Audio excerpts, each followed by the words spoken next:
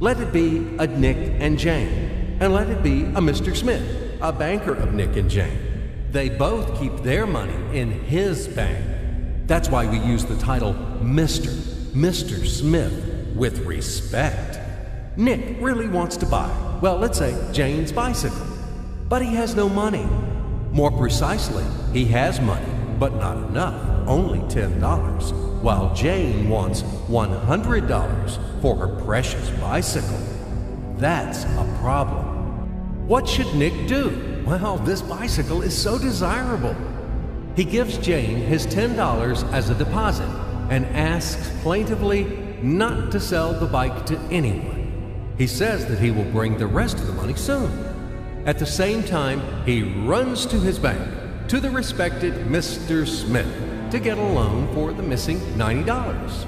As ill luck, Mr. Smith has no money at this moment, but he knows perfectly about $10, which Nick gave to Jane. And where will Jane bring his money to? That's right.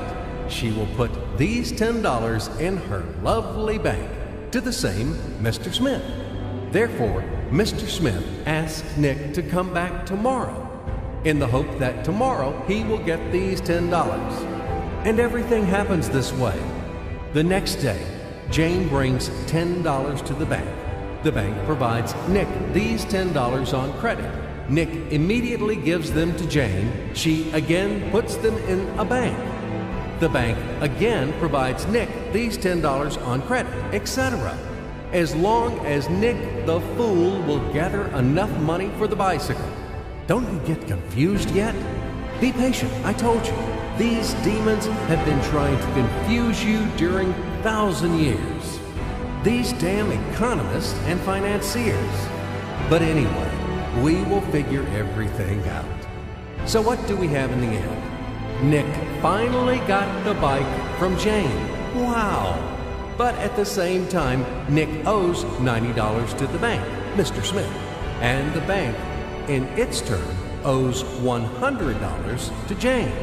In other words, those $10, which existed initially, have magically turned into $200, $190 of debts plus real $10.